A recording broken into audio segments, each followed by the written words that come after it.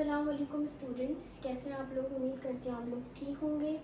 तो आज हम लोग क्लास मैट्रिक में केमिस्ट्री का चैप्टर नंबर 1 पढ़ने जा रहे हैं, जिसका नाम है केमिकल इक्विलिब्रियम। तो इससे रिलेटेड हम जितने भी क्वेश्चंस हैं बुक के अंदर उसको सॉल्व करेंगे और उसको डिटेल में समझने की कोशिश करेंगे, ताकि जस्ट अगर आप लोग के कॉन्सेप्ट क्लियर नहीं है तो वो आपके कॉन्सेप्ट क्लियर हो जाए और आपको जो चीज़ समझ नहीं आएगी आपको वो समझ आ जाए। सही है। तो सबसे पहले MCQs है हमारे पास पेज नंबर 15 में बुक पर, तो उसको सॉल्व करते हैं। तो फर्स्ट MCQs में क्या कह रहा है, which one of the following statements false about dynamic equilibrium. Dynamic equilibrium के बारे में इन 4 बातों में से कौन सी बात जो है वो गलत है।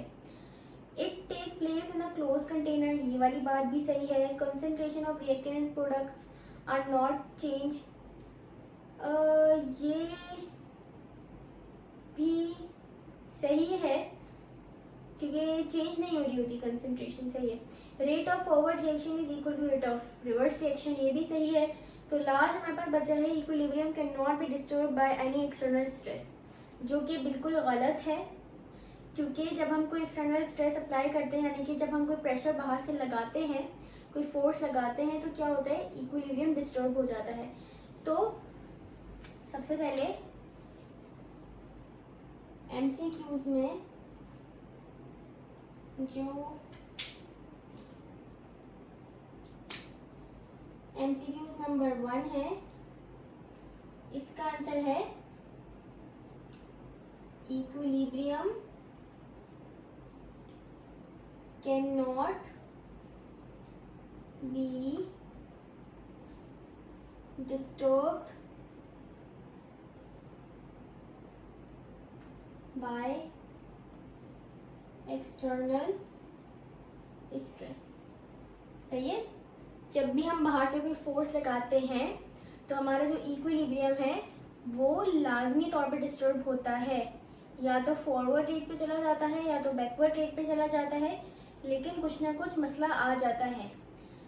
उसके बाद दूसरा है, consider the following reaction and indicate which of the following best describe equilibrium constant expression.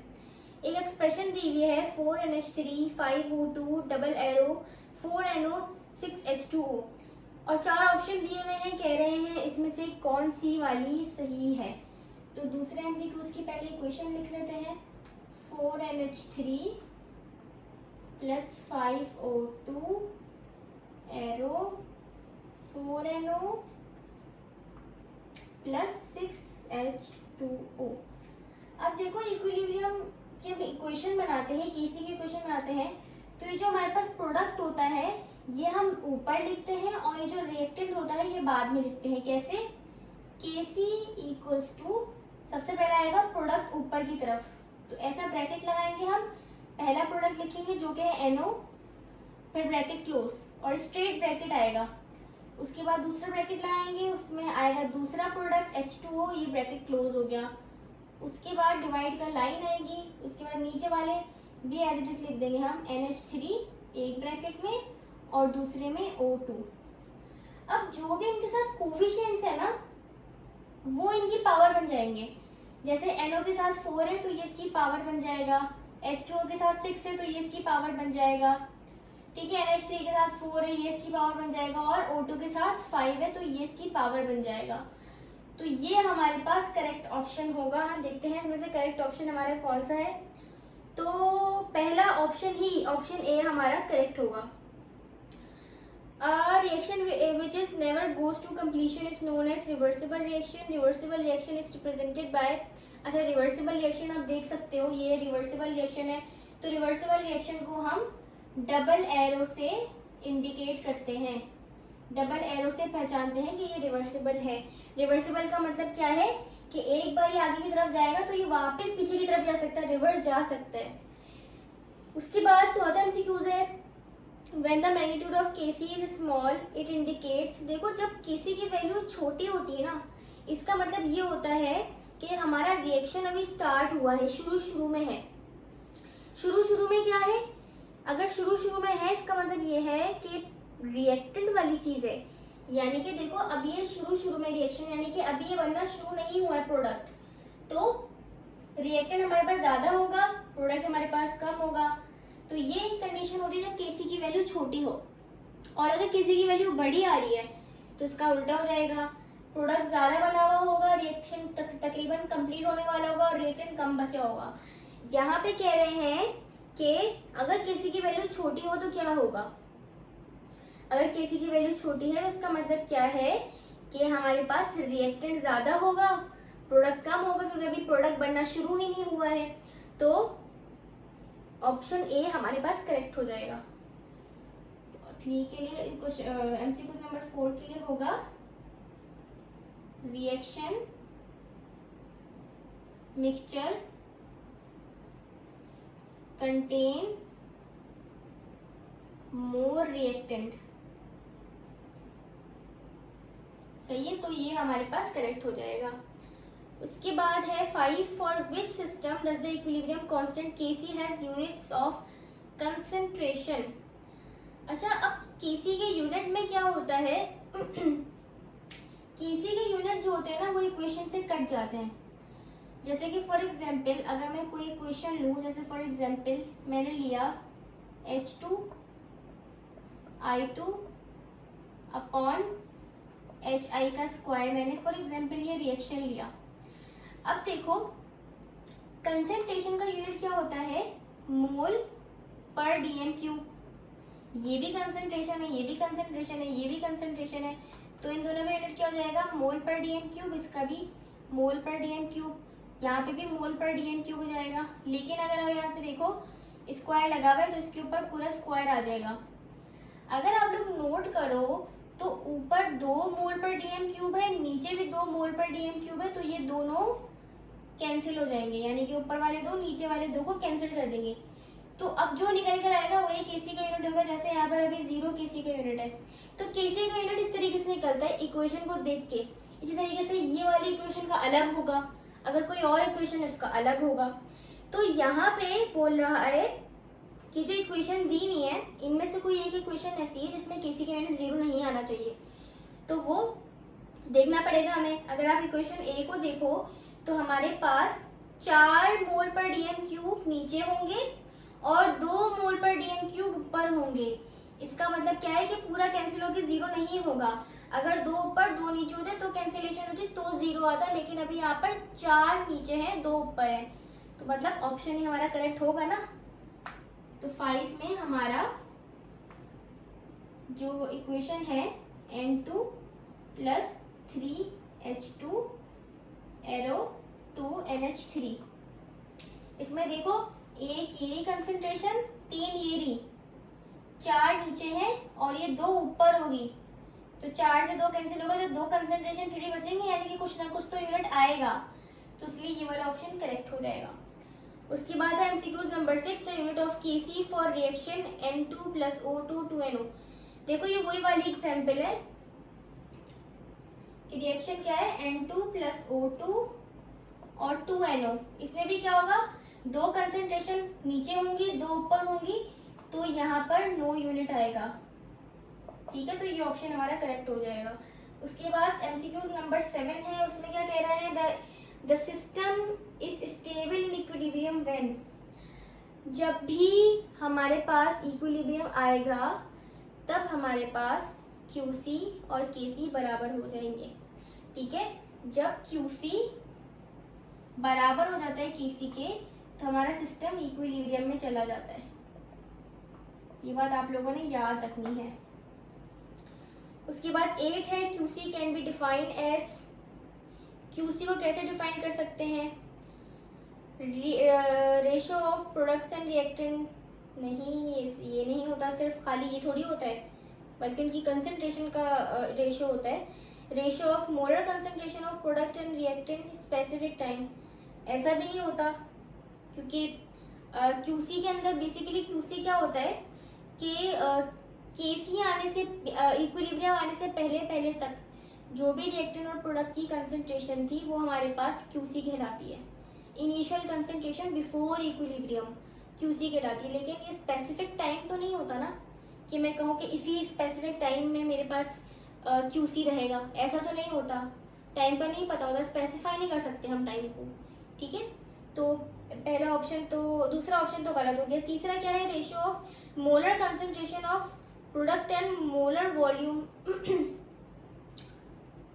ये भी गलत है क्योंकि वॉल्यूम तो नहीं ले रहे होते ना हम लोग। उसके बाद लास्ट क्या है, ratio of molar concentration of product and reactant ratio the power of coefficient. ये सही है क्योंकि QC में भी हम क्या कर रहे होते हैं कि जो कोफिशिएंट होता है उसको पावर बना रहे होते हैं। तो जो हमारा 8 MCQs है, इसका आंसर होगा, मैं यहाँ पर डायरेक्टली लिख रही हूँ D क्योंकि काफ़ी बड़ा लिखा हुआ है, तो आप लोग को मैंने समझा दी, तो आप यहाँ से देख लेना। तो 8 के लिए ऑप्शन D करेक्ट हो जाएगा। उसकी बात है which of the following represent backward reaction. हमें 3 पिक्चर्स दी हुई है और उसमें बोला हुआ है कि इसमें से कौन सा रिएक्शन है जो बैकवर्ड आएगा। देखो बैकवर्ड का मतलब क्या है कि वो रिएक्शन लाजमी तौर पे इक्विलिब्रियम की तरफ जा रहा होगा या इक्विलिब्रियम में चला गया होगा, ठीक है।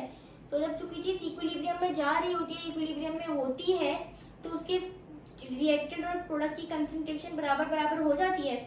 जब बराबर बराबर हो जाएगी तो रिएक्टेंट और प्रोडक्ट दोनों बराबर बराबर क्वांटिटी में रिएक्शन में होंगे, बिल्कुल होंगे। तो यहाँ पर जो हमारा 2 है, 2 वाली जो पिक्चर है वो ये इंडिकेट कर रही है कि जितना रिएक्टेंट है उतना ही प्रोडक्ट है रिएक्शन में, तो इसीलिए यहाँ पर बैकवर्ड रिएक्शन हो रहा होगा, ठीक है। तो ऑप्शन 2 जो है वो करेक्ट है, यानी कि यहाँ पर ऑप्शन सी हमारा करेक्ट होगा 9 का 2 ओनली, क्योंकि सिर्फ 2 में ही हमारे पास दोनों बराबर है।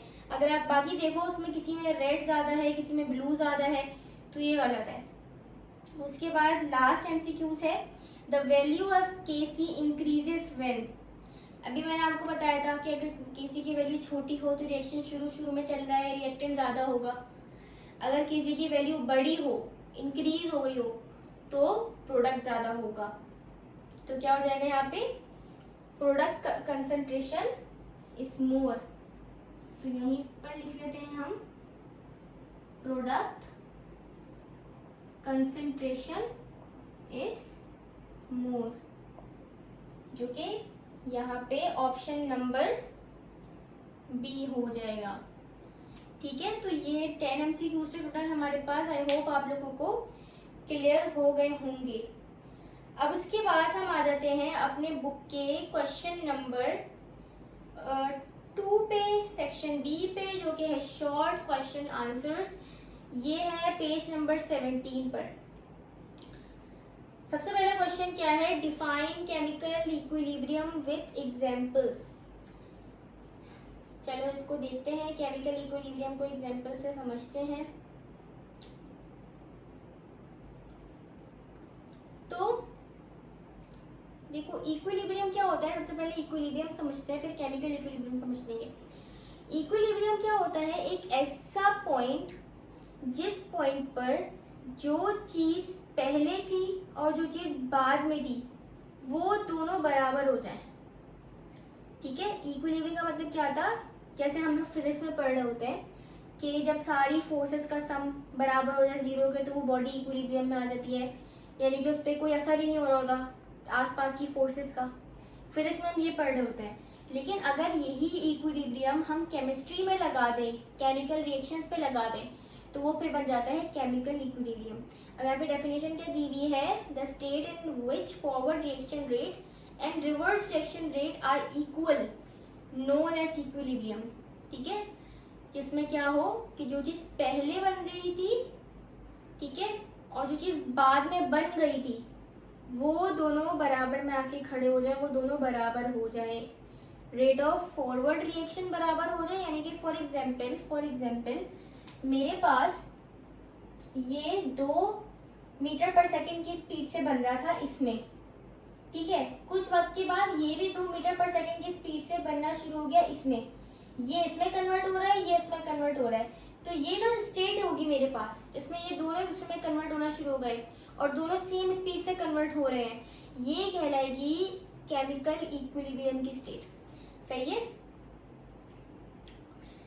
अब यहाँ पे कुछ अलग से एक्स्ट्रा बातें लिखी हुई है, जैसे हमारे हमें एक्स्ट्रा एग्जांपल दी हुई है, जैसे हमारी बॉडी में हीमोग्लोबिन होता है, ठीक है, जो ऑक्सीजन को ट्रांसपोर्ट करता है बॉडी के अंदर, वो भी केमिकल इक्विलिब्रियम में मौजूद है। ठीक है, हमारे बॉडी के अंदर जो हीमोग्लोबिन है वो भी इक्विलिब्रियम में मौजूद है। अगर वो इक्विलिब्रियम में मौजूद नहीं होगा तो हमारी बॉडी में जो ब्लड का सप्लाई है वो खराब हो जाएगा। तो हमारी बॉडी के अंदर भी चीज़ें इक्विलिब्रियम के अंदर मौजूद है, जिसकी वजह से हम जिंदा हैं। सही है। उसके बाद एग्जाम्पल्स देखते हैं।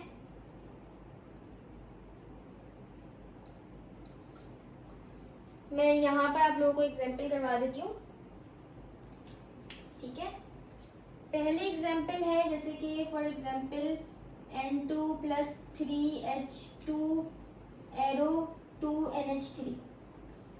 अब देखो ये इसमें केमिकल इक्विलिब्रियम है। पहली बात तो है इसके हमें डबल एरो देख के समझ आ गया कि इसमें इक्विलिब्रियम आएगा, क्योंकि इक्विलिब्रियम सिर्फ रिवर्सिबल रिएक्शन के अंदर ही आ सकता है। क्यों? क्योंकि इरिवर्सिबल रिएक्शन में तो प्रोडक्ट वापस रिएक्टेंट में कन्वर्ट ही नहीं होगा।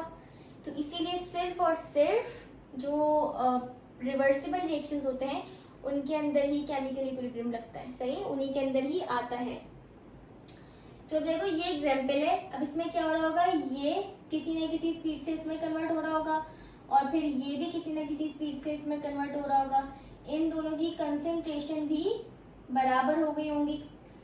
तो ये एक एग्जाम्पल हो गई इक्विलिब्रियम की।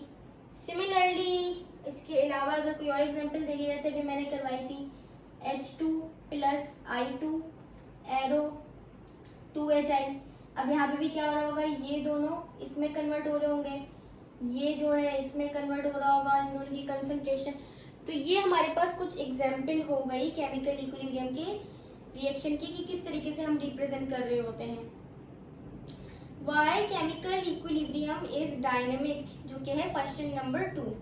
अच्छा, ये जो है मैंने जो समझाया है आप लोगों को, ये क्वेश्चन नंबर 1 के बारे में समझाया है, शॉर्ट क्वेश्चन आंसर्स में से। अब देखते हैं क्वेश्चन नंबर 2 को। क्वेश्चन नंबर 2 में क्या बोल रहा है हमसे? क्वेश्चन नंबर 2 में बोल रहा है why chemical equilibrium is dynamic. अच्छा, डायनेमिक का मतलब क्या होता है? अगर मैं आपको बिल्कुल सिंपल अल्फाज में बोलूं तो डायनेमिक का मतलब होता है कोई भी चीज़ का मूव करना, वो किसी ना किसी मोशन में हो। जैसे हम लोग फिजिक्स में पढ़ रहे होते हैं ना डायनामिक्स, उसमें क्या होता है, मूवमेंट के बारे में पढ़ रहे होते हैं। तो डायनामिक्स का मतलब होता है मूवमेंट। अब यहाँ पे बोल रहे हैं कि बताओ भाई क्यों केमिकल इक्विलिब्रियम डायनेमिक होता है। तो यहाँ पे पिक्चर दिख रही होगी, इसमें आप देखो क्या लिखा हुआ है, dynamic equilibrium when the concentration of reactant product become equal, this state is called dynamic equilibrium. अगर आप इसको नोट करो तो क्या ये मिलती जुलती नहीं है केमिकल इक्विलिब्रियम वाली डेफिनेशन से? तो फिर आप लोग होंगे मिस इसमें डिफरेंस क्या है? ये तो वही डेफिनेशन हो गई। देखो डिफरेंस आ रहा है डायनेमिक का। ठीक है, डायनेमिक का मतलब क्या है कि ये रिएक्शन इक्विलिब्रियम में तो है लेकिन मूव कर रहा है।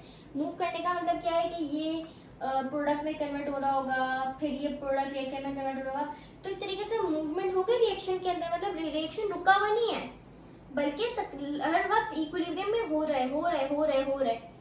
तो इसीलिए हम इक्विलिब्रियम को डायनामिक इक्विलिब्रियम ही कहते हैं। ठीक है, यहाँ पे एक्सप्लेनेशन लिखी हुई है। इन reversible reaction dynamic equilibrium is established before completion of reaction. The rate of both forward and reverse reaction become equal upon reaching the equilibrium point. The following graph, which is of concentration versus time, shows that the concentration of both reactants and product become constant at equilibrium. अच्छा, आप लोग जरा इस graph को देखो। इस graph को देख के आप लोगों को और अच्छे से क्लियर हो जाएगा। हमें y एक्सिस में कंसंट्रेशन दी हुई है और z एक्सिस और x एक्सिस में टाइम दिया हुआ है। अगर आप देखो शुरू में ये जो एक पर्पल वाली लाइन है वो 0 से स्टार्ट हो रही है, 0 से कुछ इस तरीके से। यहाँ पे मैं ड्रॉ करके भी दिखा देती हूँ थोड़ा सा। एक लाइन है जो 0 से स्टार्ट हो रही है और यूं जा रही है, ये है प्रोडक्ट की लाइन।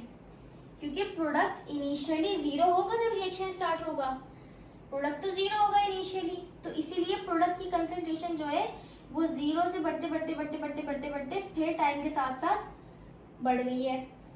इसी तरीके से एक लाइन ऊपर से कुछ यूं आ रही है और यूं जा रही है, ये जो लाइन है ये रिएक्टेंट की लाइन है, यहाँ पे है कंसंट्रेशन, यहाँ पे है टाइम। अब रिएक्टेंट देखो शुरू में क्या है, जब रिएक्शन स्टार्ट हुआ 0 पर रिएक्टेंट ज्यादा था, है ना, लेकिन जैसे जैसे टाइम बढ़ता गया ये रिएक्टेंट की कंसंट्रेशन कम होती गई इस पॉइंट तक। लेकिन इस पॉइंट के बाद अब देखो प्रोडक्ट की कंसंट्रेशन और थोड़ी सी बढ़ी है और रिएक्टेंट की कंसंट्रेशन और थोड़ी सी कम हुई है इक्विलिब्रियम आने से पहले।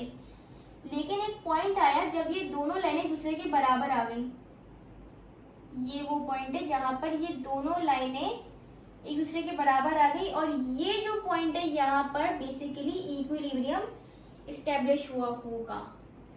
सही है, तो ये ग्राफ हमें ये बता रहा है। और फिर इसके बाद अगर आप देखो ना ये वाली लाइन चेंज हो रही है ना ये वाली लाइन चेंज हो रही है, अगर आप ग्राफ में देखो तो ये दोनों लाइनें फिर आगे तक यूं सेम जा रही हैं।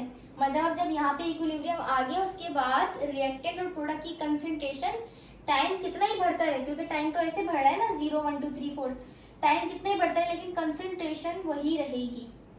तो ये डायनेमिक इक्विलिब्रियम की हो गई थोड़ी सी एक्सप्लेनेशन। अच्छा जी, अब उसके बाद आ जाते हैं when writing a equation how is a reversible reaction distinguish from irreversible reaction. जब हम किसी भी इक्वेशन को लिखते हैं तो हमें कैसे पता चलेगा कि वो रिवर्सिबल रिएक्शन है या फिर वो इररिवर्सिबल रिएक्शन है। तो मैंने आप लोगों को अभी बताया था, क्वेश्चन नंबर 3 है ये। देखो जब आप इररिवर्सिबल रिएक्शन की बात करोगे तो रिएक्टेंट और प्रोडक्ट के बीच में सिर्फ एक सिंगल एरो आएगा जो रिएक्टेंट से प्रोडक्ट की तरफ इशारा कर रहा होगा ये। लेकिन अगर आप रिवर्सिबल रिएक्शन की बात करोगे तो रिवर्सिबल में क्या होगा, रिएक्टेंट और प्रोडक्ट के दरमियान में ऐसे करके डबल एरो आएगा। ऐसे भी बना सकते हो या आप लोग चाहो तो आप ऐसे भी बना सकते हो, डबल एरो आएगा। ठीक है, तो ये इक्वेशन जब लिख रहे होते हो तो इससे पता चलता है कि रिएक्शन हमारा इररिवर्सिबल है या रिवर्सिबल है। ठीक है, तो ये क्वेश्चन नंबर 3 था। क्वेश्चन नंबर 4 में ये कह रहा है write a equilibrium equation of monatomic carbon and a molecule of oxygen as a reactant and carbon monoxide as product. चलो इसको भी देखते हैं।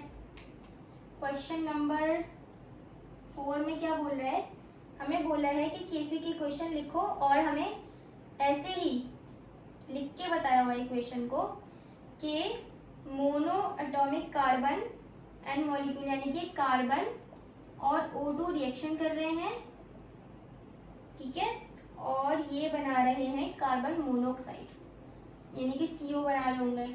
बैलेंस करने के लिए यहाँ पे 2 लगेगा क्योंकि यहाँ पे ऑक्सीजन 2 है, तो यहाँ ऑक्सीजन को 2 करने के लिए 2 लगेगा, तो कार्बन N बैलेंस हो जाएगा तो कार्बन के लिए भी 2 लग जाएगा। अब बोल रहा है इस इक्वेशन की केसी बनाओ। केसी बनाना तो बहुत आसान है, कैसे बनाएंगे, ये हमारे पास क्या है, ये है प्रोडक्ट, ये दोनों क्या है, रिएक्टेंट है, तो प्रोडक्ट ऊपर आता है, CO को सबसे पहले स्ट्रेट ब्रैकेट में आपने लिख दिया। उसके बाद आप नीचे गए, आपने देखा कि रिएक्टेंट 2 है तो आप जल्दी से 2 बॉक्स बना लोगे, एक ये रहा और एक ये रहा, दोनों के साथ क्या लगा। अच्छा ये O2 है, कभी भी ये नीचे वाले 2 को पावर मत बना देना गलती से भी, ये वाला 2 कभी पावर नहीं बनता, यहाँ पे जो कोफिशिएंट लगा होता है वो पावर बनता है, ठीक है, तो ये O2 ऐसे ही रहेगा।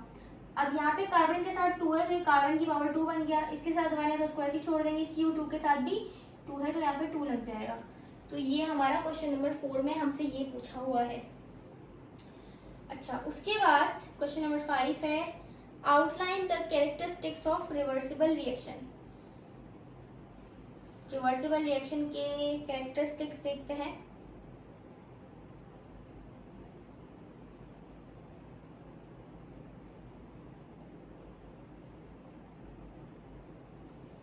बेसिकली जो हमारे पास रिवर्सिबल रिएक्शन होता है हम उसको इक्विलिब्रियम वाले रिएक्शन से भी जो है वो मैच कर सकते हैं, कैरेक्टरिस्टिक्स उसके देख सकते हैं जो कि हमारे इक्विलिब्रियम के होते हैं, ठीक है।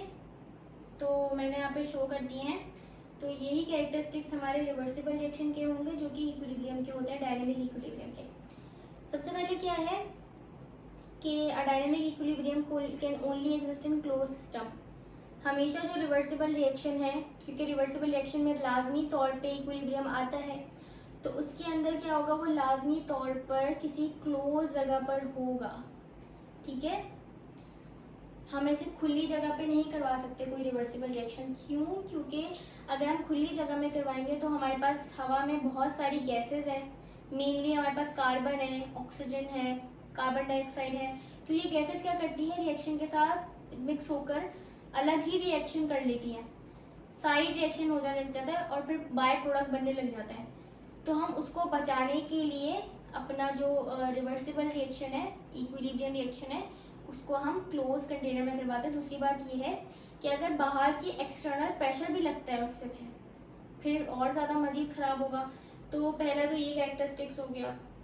दूसरा क्या है, eight equilibrium the concentration of reactant and product remain constant. ठीक है, रिवर्सिबल रिएक्शन में इक्विलिब्रियम आता है और इक्विलिब्रियम में क्या होता है, फॉरवर्ड एंड बैकवर्ड रिएक्शन की रेट्स बराबर हो जाती है और कंसंट्रेशन सेम हो जाती है। अच्छा, ये वाला पॉइंट है कंसंट्रेशन का। अब तीसरा वाला है रेट का। At equilibrium the forward and reverse reaction are taking place at equal and opposite rates. Equal and opposite rates यानी कि दोनों की रेट्स की स्पीड तो बराबर होती है लेकिन डायरेक्शन अलग अलग होती है। जैसे कि अभी मैंने बताया था कि ये जो है सेम स्पीड से 2 मीटर पर सेकेंड से इसमें कन्वर्ट हो रहा होगा, लेकिन इसकी जाने की डायरेक्शन यूं है और इसकी उल्टी है, ऑपोजिट है, ऑपोजिट डायरेक्शन में जा रही है, लेकिन स्पीड इसकी सेम है। तो इसलिए लिखा हुआ equal in opposite direction, opposite rate, sorry. उसके बाद चौथा है equilibrium can be approach from either side of the reaction equation. Equilibrium जो है वो किसी भी साइड से आ सकता है, ऐसा ज़रूरी नहीं है कि सिर्फ वो प्रोडक्ट की साइड से आए, वो रिएक्टेंट की साइड से भी आ सकता है। तो ये बात याद रखना है आप लोगों को कि इक्विलिब्रियम किसी भी रिएक्शन में किसी भी तरफ से आ सकता है। सही है। उसके बाद है equilibrium state can be disturbed and again achieve under the given condition of concentration, pressure and temperature. अच्छा, लास्ट पॉइंट क्या कह रहा है कि अगर इन केस आपका इक्विलिब्रियम डिस्टर्ब हो जाता है किसी वजह से, तो आप 3 चीज़ों को सेट करके वापस उस रिएक्शन को इक्विलिब्रियम में ला सकते हो। ठीक है, पहली बात क्या, टेम्परेचर, दूसरा क्या प्रेशर, तीसरा क्या कंसंट्रेशन। अगर किसी वजह से कंसंट्रेशन में चेंज आ गया है, रिएक्टेंट प्रोडक्ट की कुछ मिक्स हो गया है उनमें या कुछ ज़्यादा आ गया है, तो आप उन कंसंट्रेशन को वापस जैसे पहले थी जो आपने ली थी उतनी ही करके क्या कर सकते हो, रिएक्शन को इक्विलिब्रियम में ला सकते हो। टेम्परेचर भी उतना ही करके ला सकते हो जिस टेम्परेचर पे आपका इक्विलिब्रियम मेंटेन हुआ था, और प्रेशर भी उतना ही चाहिए होगा जिस प्रेशर पे इक्विलिब्रियम आया था, तो ही आपका रिएक्शन जो खराब हुआ है वो वापस इक्विलिब्रियम पे जा सकता है। सही है।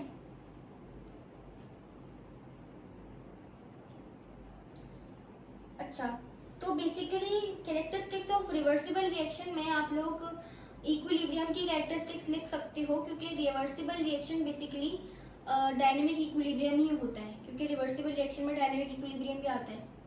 सही है। और आप एक और पॉइंट इसमें ऐड कर सकते हो कि इसके अंदर हम लोग डबल एरो से शो कर रहे होते हैं इस रिएक्शन को। ठीक है, तो और अच्छा हो जाएगा, 6 पॉइंट्स हो जाएंगे।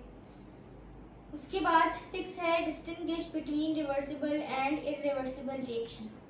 अच्छा, डिस्टिंग्विश करने के लिए मैंने यहाँ पे बोर्ड पे लिख दिया है, तो डिफरेंस करना था हमें रिवर्सिबल और रिवर्सिबल रिएक्शन में। तो यहाँ पे सबसे पहला क्या पॉइंट है कि रिप्रेजेंटेड बाय डबल एरो। हम रिवर्सिबल रिएक्शन में डबल एरो लगा के उसको इंडिकेट कर रहे होते हैं, और इरिवर्सिबल में क्या होता है, सिंगल एरो लगा हुआ होता है। ठीक है, उसके बाद प्रोडक्ट कैन बी रिवर्स। दूसरा का क्या पॉइंट है, प्रोडक्ट कैन बी रिवर्स, यानी कि रिवर्सिबल रिएक्शन में क्या हो सकता है, प्रोडक्ट को रिवर्स करवाया जा सकता है, यानी कि प्रोडक्ट वापस रिएक्टेंट में कन्वर्ट हो सकते हैं। लेकिन इरिवर्सिबल रिएक्शन में product can not be reverse, product reverse नहीं हो सकते, वो बन गए तो बन गए, अब वो दोबारा नहीं रिवर्स हो सकते। तीसरा पॉइंट क्या कह रहा है, equal concentration of reactant and product. इसमें क्या होता है, कंसंट्रेशन इक्वल हो जाती है। ठीक है, कंसंट्रेशन की रेट इक्वल हो जाती है, लेकिन यहाँ पर नहीं होती। यहाँ पर पहले रिएक्टेंट की कंसंट्रेशन कुछ होती है, फिर वो बाद में कुछ हो जाती है, लेकिन वो दोबारा वैसे नहीं हो सकती। इक्विलिब्रियम, रिवर्सिबल रिएक्शन में इक्विलिब्रियम स्टेब्लिश होता है, लेकिन इरिवर्सिबल रिएक्शन में इक्विलिब्रियम स्टेब्लिश नहीं होता। सही है। तो ये कुछ डिफरेंसेस थे, बहुत सिंपल से, आप लोग को अब तक क्लियर हो भी गया होगा। और आई थिंक अगर आपको समझ आ गया है तो आप ये डिफरेंसेस खुद से भी लिख सकते हो, इसमें कोई इतनी मुश्किल बात नहीं है। ठीक है। उसके बाद है state law of mass action, how is the active mass is represented. अच्छा, लॉ ऑफ मास एक्शन यहाँ पे मैं लिख देती हूँ। अच्छा, सबसे पहले तो एक्टिव मास क्या होता है, इसको इस लॉ ऑफ मास एक्शन को समझने के लिए सबसे पहले हमें पता होना चाहिए कि एक्टिव मास क्या होता है। तो एक्टिव मास क्या होता है, बेसिकली कंसंट्रेशन होती है। ठीक है। रिएक्टेंट्स की या प्रोडक्ट्स की एक्टिव मासेस को हम रिएक्टेंट की कंसंट्रेशन कह सकते हैं, प्रोडक्ट की कंसंट्रेशन। तो कंसंट्रेशन को एक्टिव मास कहा जाता है। ठीक है। इसका यूनिट क्या होता है, वही यूनिट होता है जो कंसंट्रेशन का होता है, मोल पर डीएम क्यूब होता है, और इसको वही स्क्वायर ब्रैकेट से रिप्रेजेंट किया जाता है। अब आते हैं हम लॉ ऑफ मास एक्शन पे। सबसे पहले इसकी स्टेटमेंट पढ़ते हैं। The rate at which a substance reacts is directly proportional to its active mass. कह रहे हैं कि रिएक्टेंट जिस स्पीड के साथ रिएक्शन करता है वो डिपेंड करता है उसकी कंसंट्रेशन पे, एक्टिव मास पे, directly proportional to the active mass. ठीक है, of the reaction, and the rate of reaction is directly proportional to the product of the active masses of the reacting substances. तो क्या बोला जा रहा है इस लॉ में कि जो रिएक्शन की रेट है, यानी कि रिएक्शन किस स्पीड से होगा, वो डिपेंड करती है रिएक्टेंट की कंसंट्रेशन पे। ठीक है। और पूरे देखो, एक तो पहली लाइन में क्या बात की उन्होंने कि रिएक्शन जब होगा स्टार्ट, वो डिपेंड करता है एक रिएक्टेंट की कंसंट्रेशन पे। और अगर हम पूरे रिएक्शन की बात करें, शुरू से लेके आखिर तक की रिएक्शन की बात करें, तो वो डिपेंड करता है product of active masses of reacting substance. यानी कि प्रोडक्ट का मतलब मल्टीप्लिकेशन वाला प्रोडक्ट, मल्टीप्लाई जो करवाते हैं हम रिएक्टेंट की प्रोडक्ट की। अब यहाँ पे मैं अगर लिख के समझाऊं, ये हमारे पास है क्वेश्चन नंबर 7 है, आई थिंक, जी हाँ 7 है।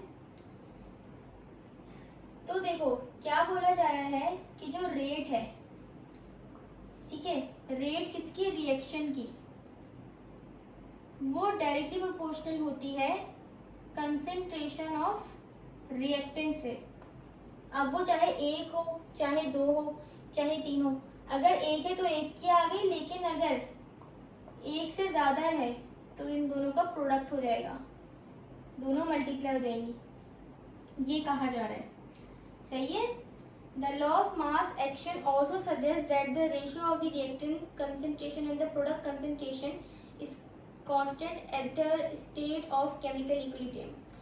उसके बाद ये जो लॉ ऑफ मास एक्शन है वो ये भी बताता है कि एक पॉइंट ऐसा आता है कि रिएक्टेंट और प्रोडक्ट की कंसंट्रेशन का रेशो हमें बताता है कि रिएक्शन के अंदर इक्विलिब्रियम आ चुका है। ये भी हम जानते हैं। केसी जो है इक्विलिब्रियम कांस्टेंट, उसकी इक्वेशन हम देख चुके हैं। ऊपर प्रोडक्ट को रखा जाता है, नीचे रिएक्टेंट को रखा जाता है, उनकी रेशो बताता है ना केसी। और केसी क्या है, इक्विलिब्रियम कांस्टेंट, यानी कि वो कांस्टेंट यही बता रहा है कि इस रिएक्शन में इक्विलिब्रियम आ गया है। ठीक है।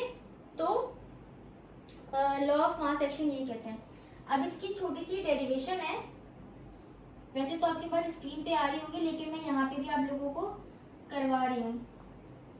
फॉर एग्जाम्पल एक रिएक्शन है जिसमें A B double arrow C plus D. अब यहाँ पे देखो ये चारों रिएक्टेंट्स हैं, और ये जो इनके सारे स्मॉल लेटर्स लिखे हुए हैं, ये इनके कोफिशिएंट्स को इंडिकेट कर रहे हैं। अभी हमने देखा कि रेट ऑफ रिएक्शन जो है वो डायरेक्टली प्रोपोर्शनल है रिएक्टेंट की रेट के। तो अगर मैं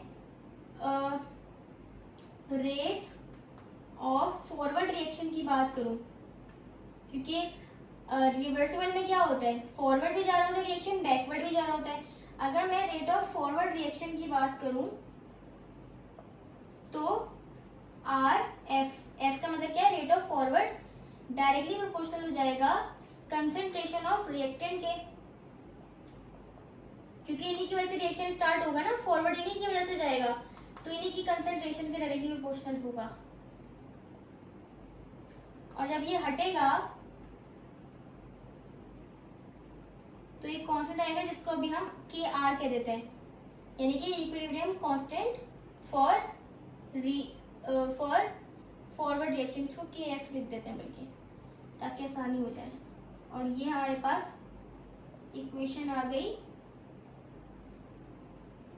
फॉरवर्ड के लिए, ठीक है। अब हम देखते हैं रेट ऑफ बैकवर्ड रिएक्शन।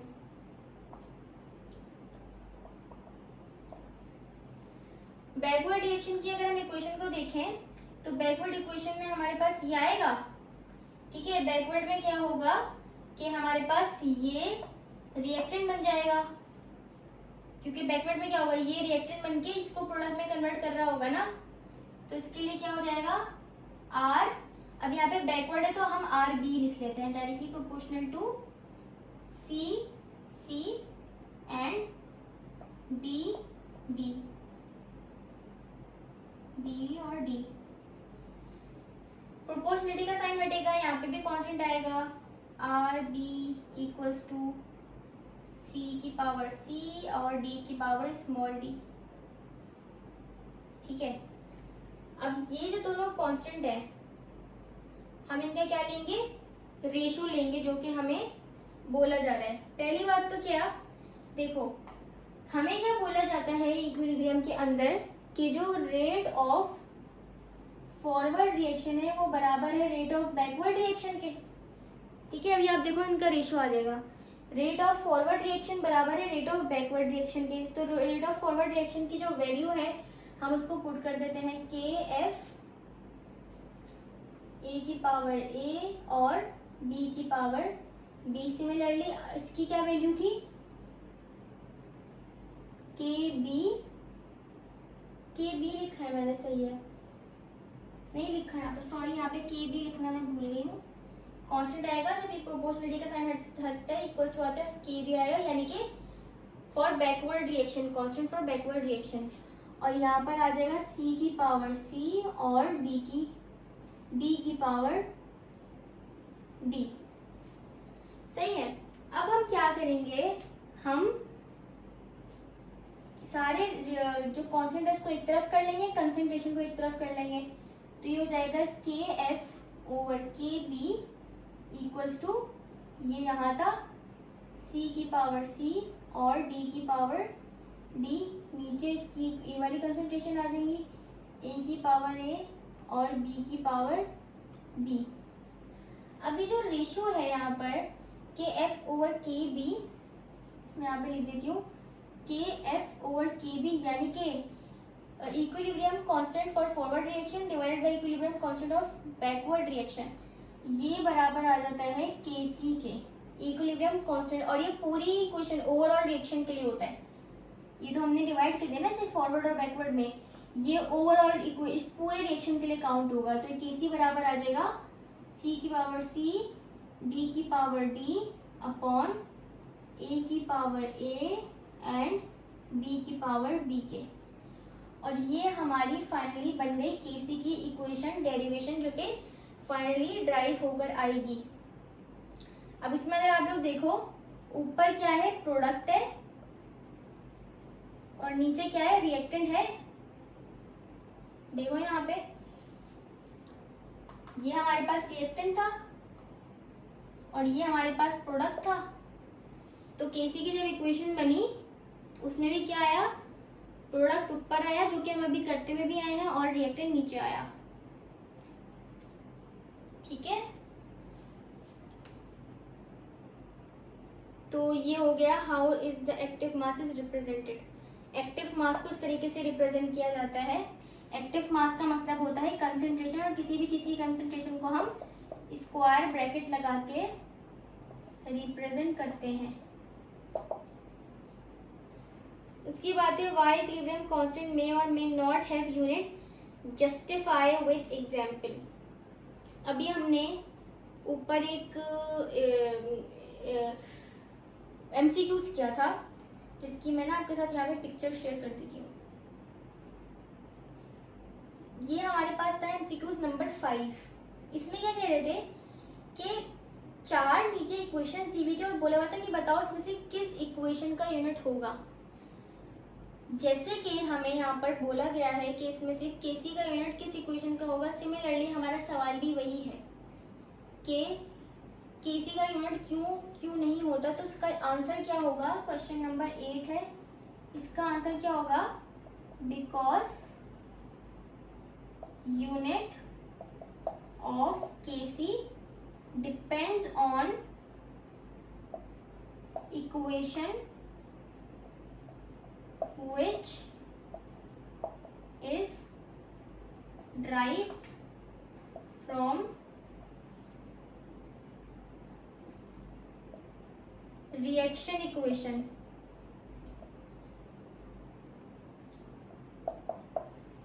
तो केसी का यूनिट क्यों और क्यों नहीं होता है, इसका रीजन क्या है, क्योंकि जो यूनिट है केसी का वो डिपेंड करता है इक्वेशन पे। इक्वेशन कौन सी, केसी की ही इक्वेशन पे डिपेंड करता है। और ये इक्वेशन कहाँ से ड्राइव, यानी कि कहाँ से हम निकालते हैं, ये जो रिएक्शन की इक्वेशन होती है, जैसे यहाँ पे रिएक्शन था, इससे हमने ये इक्वेशन ड्राइव की ना। तो सिमिलरली केसी की इक्वेशन रिएक्शन को देखकर आती है। जैसे कि अगर मैं एक इस लास्ट जो हमने एग्जाम्पल ली थी इसी को ले लेते हैं, N2 plus H2 arrow 2NH3, यहाँ पे लगता था 3, सही है। अब यहाँ पर अगर हम यूनिट में आपको प्रॉपरली निकाल के दिखाऊं तो केसी के लिए क्या इक्वेशन बन जाएगी, NH3 की पावर 2 अपॉन N2 और H2 की पावर 3। यहाँ पे रब कर, ठीक है। तो यहाँ से अगर मैं इनके यूनिट लिखूं, मैं जहां जहां कंसंट्रेशन है ना वहां मैं उसकी यूनिट लिख रही हूँ। मोल पर डेसीमीटर क्यूब का स्क्वायर है ऊपर, कंसंट्रेशन का तो मोल पर डेसीमीटर क्यूब का square upon mole upon decimetre cube का कुछ भी नहीं है, इसके ऊपर ऐसे छोड़ देंगे, मोल पर डेसीमीटर क्यूब का की पावर 3। अब क्या होगा, होगा कुछ यूं कि अगर आप लोग यहाँ देखो तो यहाँ पर 3 ये है कंसंट्रेशन, एक ये है, यानी कि टोटल यहाँ पे 4 है और ऊपर 2 हैं। तो क्या होगा कि ये वाली पूरी कैंसिल हो जाएगी और यहाँ पे कैंसिल होकर 3 में से बचेंगी 2 और ऊपर वाली दोनों कैंसिल हो जाएंगी। बेसिकली मैंने ऊपर वाली 2 से नीचे वाली 2 को कैंसिल किया है, तो नीचे टोटल 4 थी, 4 में से 2 बचेगी। तो केसी का यूनिट पता क्या आएगा, केसी का यूनिट ही आएगा मोल पर डेसीमीटर क्यूब का स्क्वायर। अब आप लोग अगर इसे चाहो तो इसको मल्टीप्लाई करवा लो स्क्वायर को, तो 1 upon mole square upon decimetre की पावर 3 2 6 हो गई। अब अगर आप इसे चाहो तो आप इसे ऊपर भी ले जा सकते हो, तो ये कुछ ऐसा हो जाएगा, डेसीमीटर की पावर 6 अपॉन मोल का स्क्वायर। तो फाइनल यूनिट हमारे पास ऐसे निकल कर आएगा। तो कुछ इक्वेशन में क्या हो रहा होता है कि यूनिट निकल कर आ रहे होते हैं, जैसे कि मैंने अभी आपको निकाल के दिखाया, और कुछ ऐसी होते हैं जैसे कि for example H2 plus I2 2HI। ठीक है, अब इसकी अगर मैं इक्वेशन लिखूं तो ये हो जाएगी HI का स्क्वायर अपॉन H2 और I2। अब इनकी वैल्यूज पुट करते हैं, तो मोल अपॉन डेसीमीटर क्यूब का स्क्वायर हो गया, ये नीचे क्या है मोल अपॉन डेसीमीटर क्यूब, एक ये कंसेंट्रेशन है, दूसरी भी क्या है, मोल पर डेसीमीटर क्यूब। ऊपर 2 मोल पर डेसीमीटर क्यूब है, नीचे भी, तो ये कैंसिल हो जाएंगी और आंसर 0 आ जाएगा। तो ये रीजन होता है कि क्यों हमारे पास कभी केसी का यूनिट आता है, कभी केसी का यूनिट नहीं आता, क्योंकि केसी का यूनिट टोटली डिपेंड कर रहा होता है इक्वेशन के ऊपर।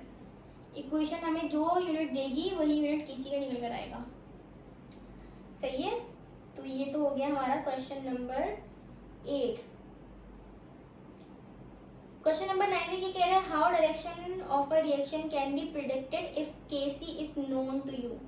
अगर आपको केसी पता है तो आप किस तरीके से डायरेक्शन को पता लगाओगे।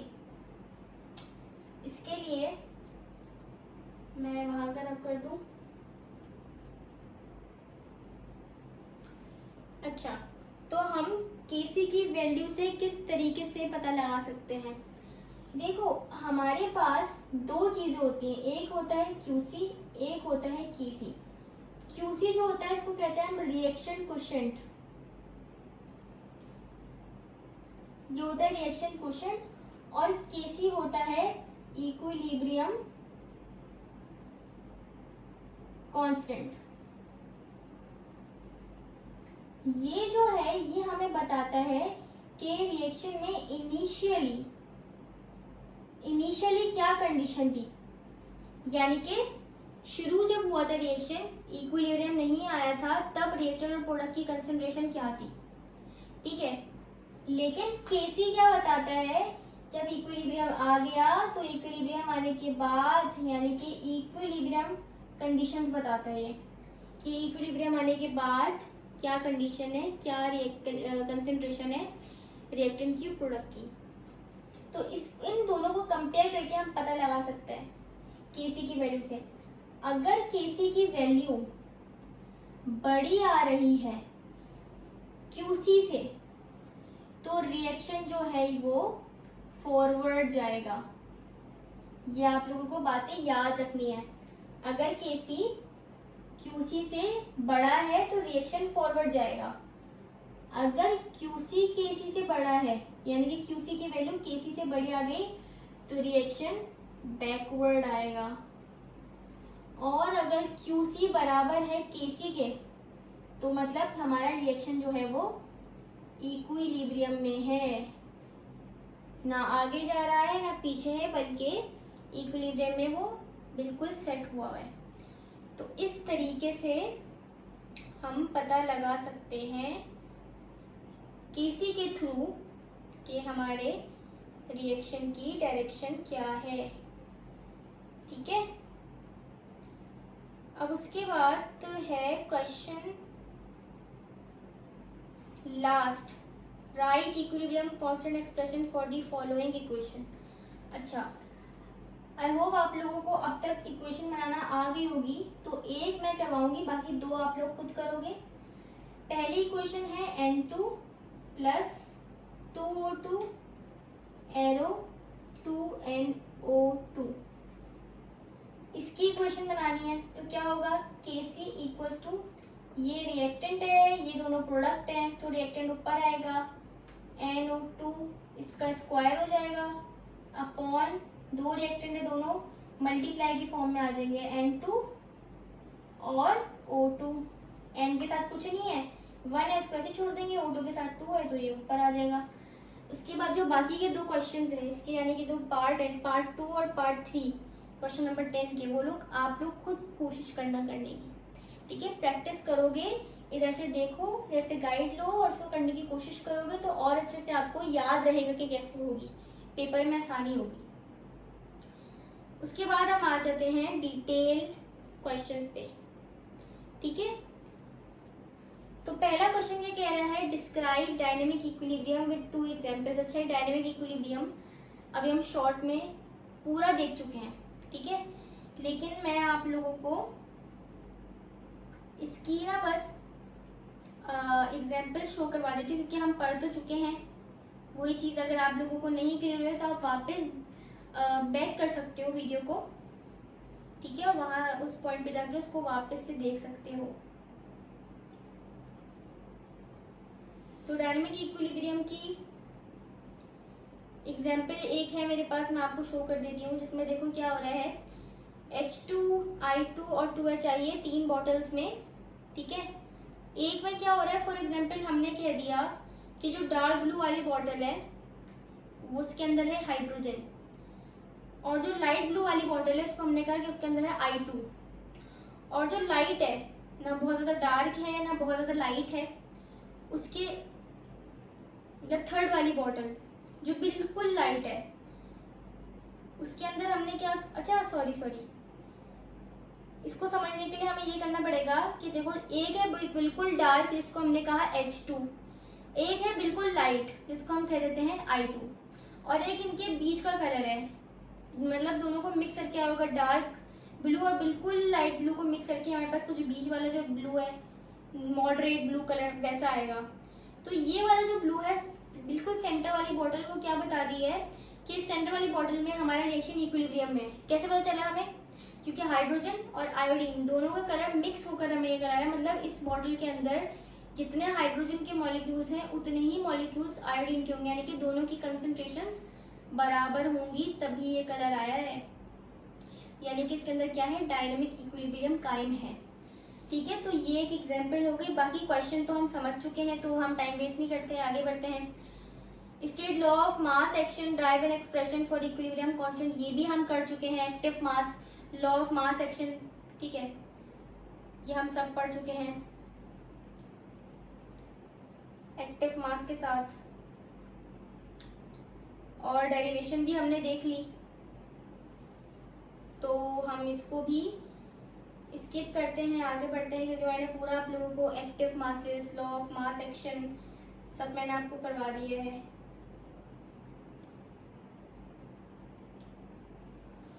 उसके बाद हाउ कैन यू प्रिडिक्ट, अच्छा सॉरी, क्वेश्चन नंबर 3 है पहले, describe the characteristics of equilibrium constant, equilibrium constant के कैरेक्टरिस्टिक्स बताइए, बता देते हैं हम।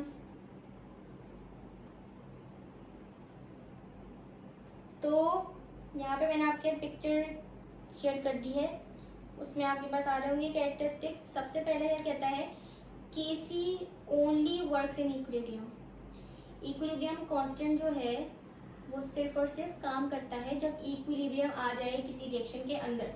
पहला पॉइंट तो ये हो गया, ठीक है। मैं यहाँ पे अभी लिख देती हूँ कि हम लोग क्वेश्चन नंबर,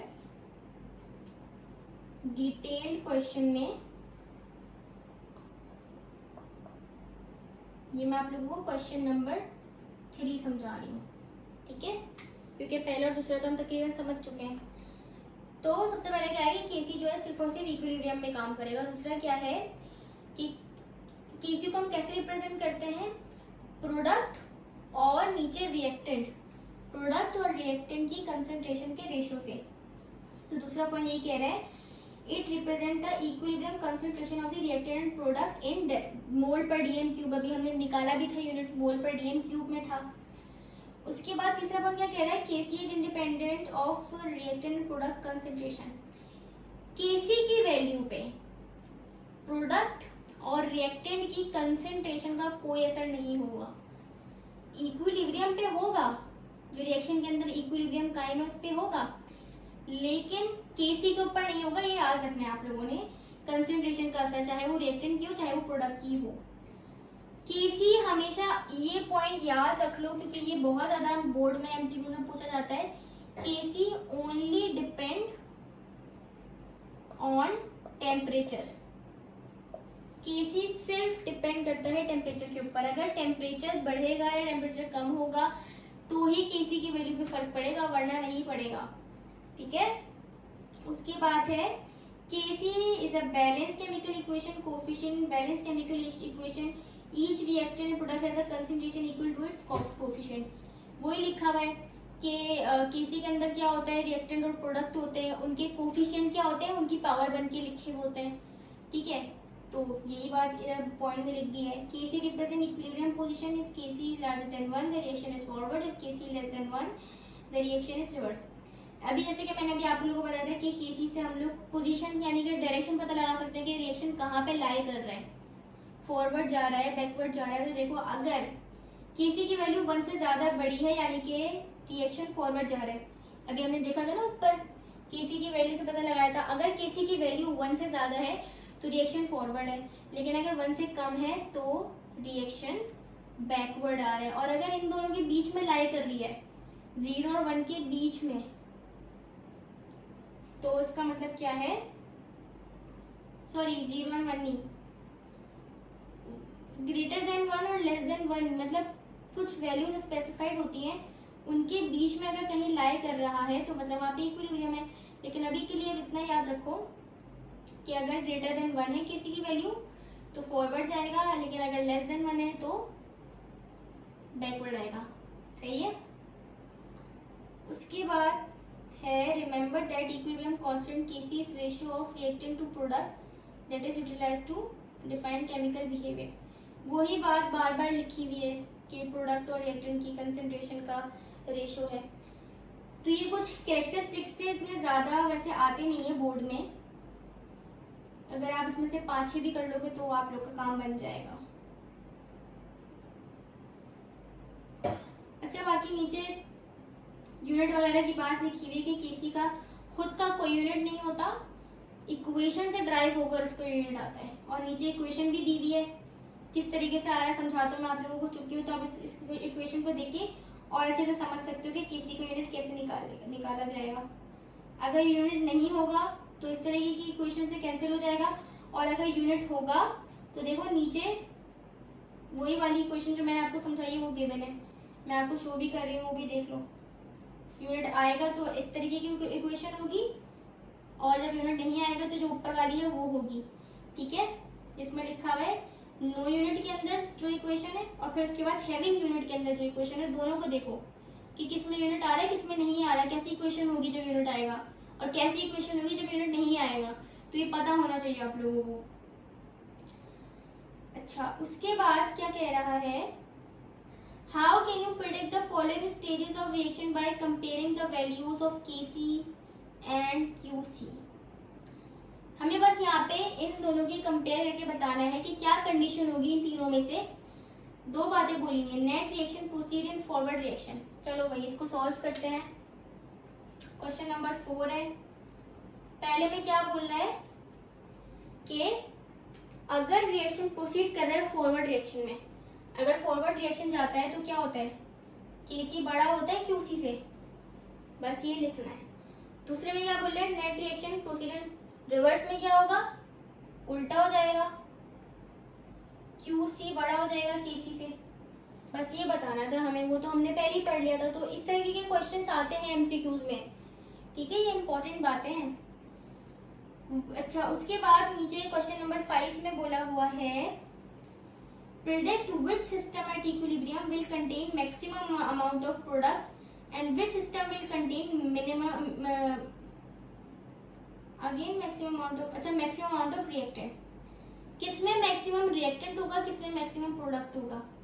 अभी हमने देखा कि जब Kc की वैल्यू बहुत बड़ी होती है तो रिएक्शन, अच्छा मैं यहाँ पे लिख देती हूँ ताकि आप लोगों को ना याद भी रहे। क्वेश्चन नंबर 5 है, देखो अगर Kc की वैल्यू लार्ज होगी तो उसका मतलब क्या है कि रिएक्शन तकरीबन कंप्लीट हो चुका है, ठीक है। और अगर Kc की वैल्यू स्मॉल है, इसका क्या मतलब है, रिएक्शन जस्ट स्टार्टेड, कि बस रिएक्शन अभी स्टार्ट ही हुआ है। तो ये बातें याद रखो। अब इसके बाद इस क्वेश्चन को करते हैं। कह रहा है इसमें से बताओ कि किसमें मैक्सिमम प्रोडक्ट बन गया होगा और किसमें मैक्सिमम रिएक्टेंट होगा। तो Kc की वैल्यू देखते हैं। पहले वाले में क्या है, CO2 वाली क्वेश्चन में Kc की वैल्यू को देखो तो 3.1 एक्सपोनेंट -18 में वैल्यू है। जब भी 10 की पावर माइनस में होती है इसका मतलब क्या है कि वैल्यू बहुत छोटी है, यानी कि पहले वाले पार्ट में जो पार्ट ए है उसमें Kc की वैल्यू छोटी है, तो यानी कि क्या हुआ होगा, इसमें रिएक्शन जब स्टार्ट होता है, स्टार्ट होने का क्या मतलब है कि अभी प्रोडक्ट बनना शुरू नहीं हुआ है, अभी दो रिएक्टेंट्स बस अभी रिएक्शन करना स्टार्ट हुए हैं। तो इसमें क्या होगा, रिएक्टेंट मैक्सिमम होगा क्योंकि Kc की वैल्यू छोटी है, रिएक्शन अभी बस स्टार्ट ही हुआ है, प्रोडक्ट अभी नहीं बना, तो यानी कि रिएक्टेंट ज़्यादा मौजूद होगा, प्रोडक्ट अभी नहीं बना, वो प्रोडक्ट में कन्वर्ट नहीं हुआ अभी ज़्यादा। और बी वाले में क्या होगा, Kc की वैल्यू देखो 10 की पावर 55, यानी कि 59 के बाद 55 जीरो है, 10 की पावर पॉजिटिव में, यानी कि 10 की पावर बड़ी है। जब Kc की वैल्यू बड़ी होती है तो क्या होता है, प्रोडक्ट तकरीबन बन चुका होता है क्योंकि रिएक्शन कंप्लीट हो चुका होता है। ठीक है, रिएक्शन कंप्लीट होने का मतलब क्या है कि जितना भी रिएक्टेंट था वो सारा जाके कन्वर्ट हो चुका है प्रोडक्ट में, तो यहाँ पर क्या होगा, प्रोडक्ट मैक्सिमम होगा। सही है, तो ये हो गई हमारी यहाँ तक की बातें डिटेल क्वेश्चन आंसर्स की। अब बचे हैं हमारे पास numerical.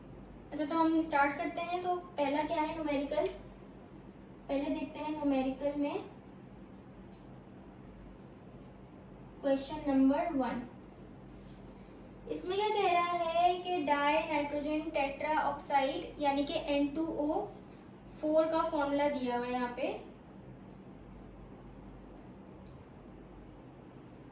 Die nitrogen tetra oxide जो है वो डिकम्पोज हो रहा है नाइट्रोजन डाइऑक्साइड में NO2 में, और ये एक रिवर्सिबल रिएक्शन है। कह रहा है derive equilibrium constant expression for the reaction of decomposition, also interpret unit of Kc for balance chemical reversible reaction.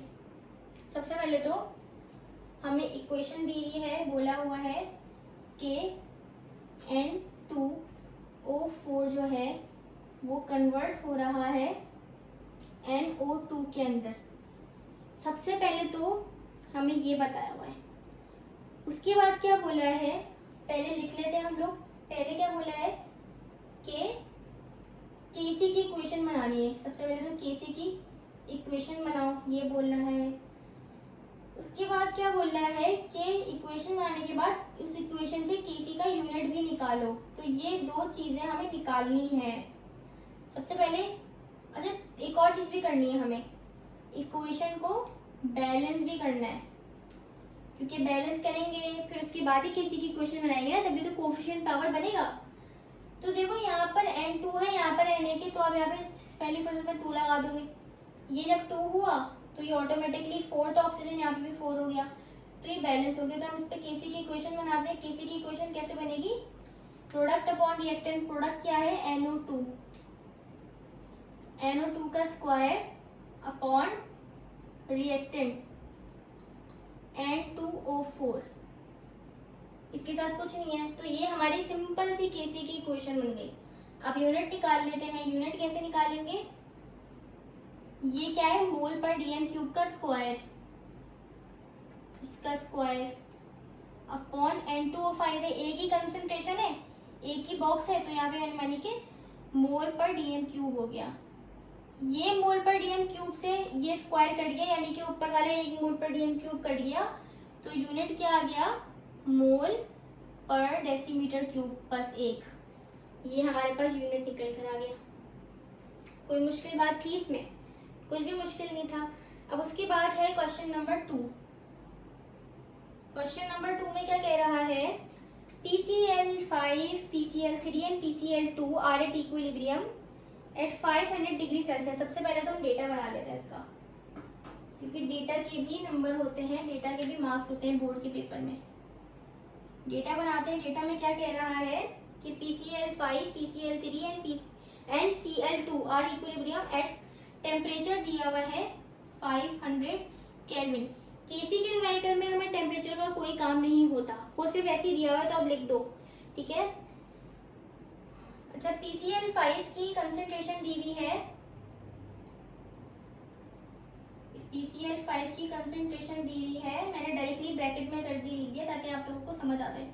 0.8 10 की पावर -3 मोल पर डीएम क्यूब, ये PCl5 की कंसंट्रेशन दी हुई है। उसके बाद PCl3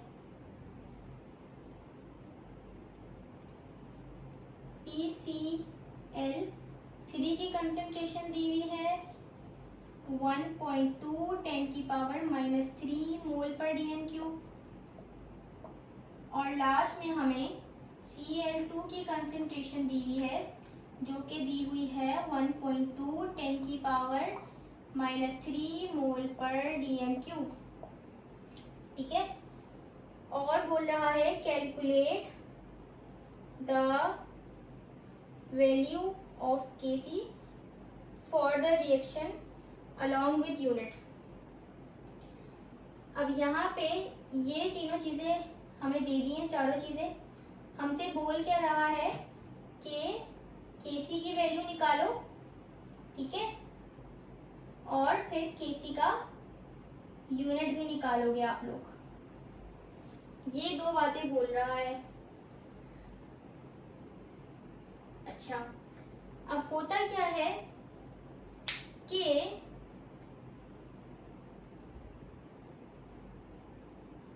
हमारे पास जो PCl5 है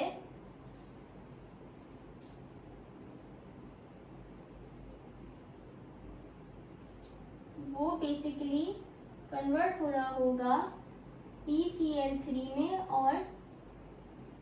और Cl2 में। ठीक है, वैसे इसकी रिवर्स भी हो सकता है, दोनों सिचुएशन से इक्वेशन आती है। तो हमारे पास हम कुछ इस तरीके की इक्वेशन यहाँ पे बुक में नहीं दी हुई है, कि मैंने खुद अज्यूम करके बनाई है। ठीक है, कि कुछ इस किस्म की इक्वेशन होगी। अब उसके बाद हमने क्या करा, अच्छा एक काम करते हैं, हम इसके बजाय हम ये वाली इक्वेशन ले लेते हैं।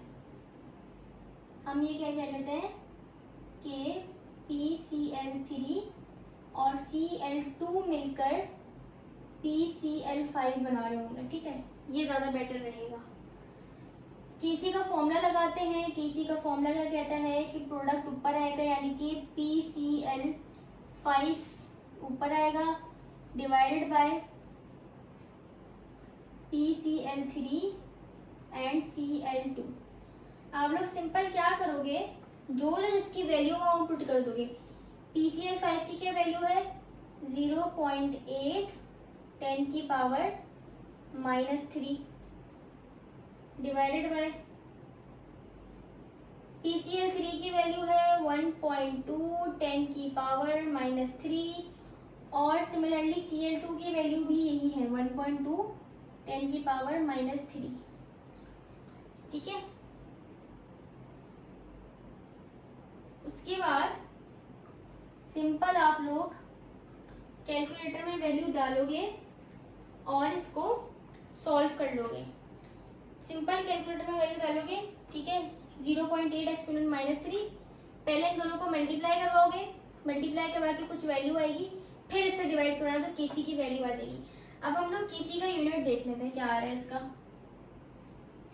ऊपर क्या है, कुछ है तो लगा हुआ नहीं साथ, तो मोल पर dm³ भी है, पावर तो कुछ है ही नहीं। और नीचे क्या है, मोल पर dm³, एक ये रहा और एक दूसरा मोल पर dm³। अब यहाँ पे क्या होगा, ये मोल पर dm³ इस मोल पर dm³ से कट जाएगा और बचेगा हमारे पास सिर्फ 1/मोल पर dm³, या फिर आप इसको ऐसे भी लिख सकते हो dm³/मोल, क्योंकि ये डिवाइड के भी डिवाइड में, तो ये ऊपर निकल के चला जाएगा। तो Kc की क्या आ जाएगा dm³/मोल। ठीक है, अब उसके बाद क्वेश्चन नंबर 3 है। क्वेश्चन नंबर 3 में क्या बोल रहा है, the value of Kc for reaction. Data बनाते हैं सबसे पहले। अच्छा, डेटा के बाद यहाँ पर सॉल्यूशन की हेडिंग डालेंगे, फिर काम करेंगे। डेटा में क्या दिया हुआ है, Kc की वैल्यू दी हुई है। Kc की वैल्यू दी हुई है 1 और 10 की power -4। At given temperature the molar concentration of reaction mixture is HI, ये दिया हुआ है, H2 की कंसेंट्रेशन दी हुई है। अच्छा, बेसिकली हमें इक्वेशन दी हुई है 2HI और एरो H2 + I2, ये हमें इक्वेशन दी हुई है, जिसमें से हमें बोला हुआ है कि इन तीनों की मोलर कंसेंट्रेशन, इक्विलिब्रियम कंसेंट्रेशन नहीं, सिर्फ मोलर कंसेंट्रेशन का इस्तेमाल हुआ है। जब भी मोलर का इस्तेमाल हो, मैं लिख देती हूँ मोलर का इस्तेमाल हो, मोलर कंसंट्रेशन जब लिखा जाए मतलब ये इनिशियल कंसंट्रेशन की बात हो रही है, इनिशियल कंसंट्रेशन की बात हो रही है। इनिशियल कंसंट्रेशन हम किस में इस्तेमाल करते हैं, क्यूसी में इस्तेमाल करते हैं। तो हमें क्या बोला हुआ है कि कंसंट्रेशन ऑफ HI, और ये कौन सी कंसंट्रेशन होगी, इनिशियल, तो इसलिए मैं यहाँ पे इनी लिख रही हूँ, ठीक है। इनिशियल है इसका मतलब, ये दी हुई है 2 10⁻⁵ मोल पर DM³। H2 की भी इनिशियल कंसंट्रेशन दी हुई है, कितनी दी हुई है, 1 10⁻⁵ मोल पर DM³। और लास्ट में I2 की इनिशियल कंसंट्रेशन दी हुई है 1 10⁻⁵ मोल पर DM³। सही है। अच्छा, इस इक्वेशन को देख के मुझे ऐसा लग रहा है कि हमने जो पहले इक्वेशन ली थी वही वाली सही होगी। तो आप लोग इसको पहले ऐसे ट्राई करके देखना कि PCl5 ब्रेक हो रहा है PCl3 + Cl2 में, क्योंकि इधर भी कुछ ऐसा ही हो रहा है। और फिर इसको इन्वर्स कर देना, ठीक है। इसको आप ठीक से करके लिख देती हूँ मैं यहाँ पे, ताकि आप पहले इसको ट्राई करो ना, ताकि सेफ साइड के लिए पहले इसको ट्राई करके देखना। PCl3 Cl2 अपॉन PCl5, इनकी वैल्यूज पुट कर लोगे 1.2 10⁻⁻3, 1.2 10⁻⁻3 अपॉन 0.8 10⁻⁻3। अब किसी की वैल्यू निकालोगे, ठीक है। उसके बाद जब केसी का यूनिट भी निकालोगे ना, तो उसमें भी क्या होगा कि नीचे सिर्फ एक ही आएगा मोल पर DM³ और ऊपर 2 आएंगे।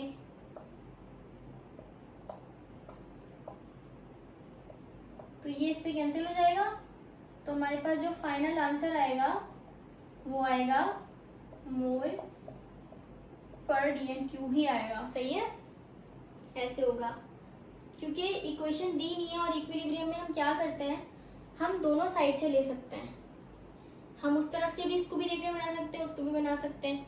और इक्वेशन दी ही नहीं थी, तो मुझे ऐसा लगा, पहले मैंने सही ली थी, फिर मुझे लगा कि वो दूसरी वाली सही होगी, लेकिन आई थिंक पहली वाली ही सही है।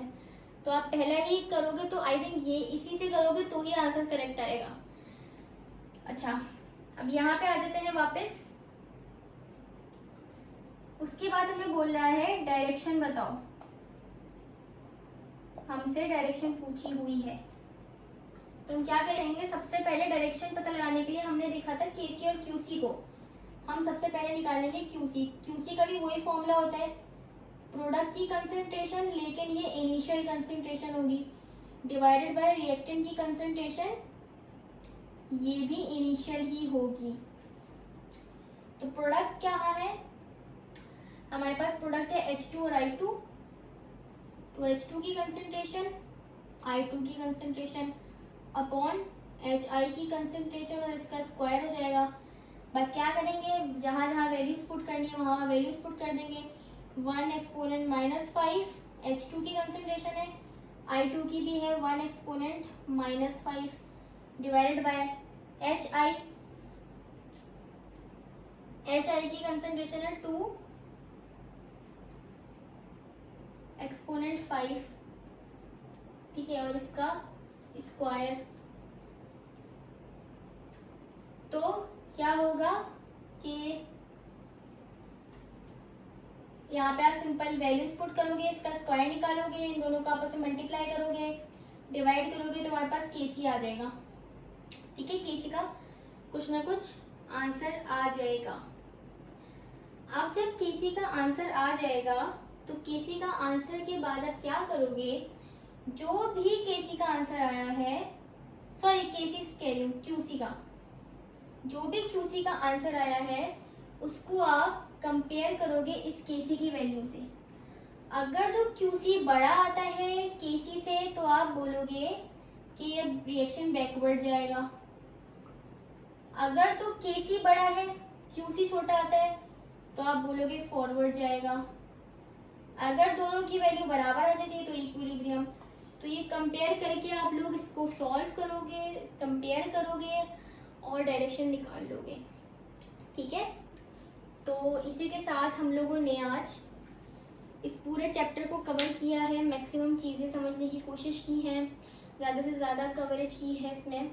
और न्यूमेरिकल मैंने आप लोगों को जितने भी थे बुक में वो सारे करवा दिए, बुक के पीछे वाले तीनों टाइप के थे, तीनों टाइप के करवा दिए, जो कि पेपर में आते भी मोस्टली ऐसे ही हैं, कोई ज़्यादा टिपिकल नहीं आते, बहुत ईजी आते हैं। तो आई होप आप लोगों को सब क्लियर हो गया हो। तो मिलते हैं फिर अगली वीडियो में, जब तक के लिए अल्लाह हाफिज़।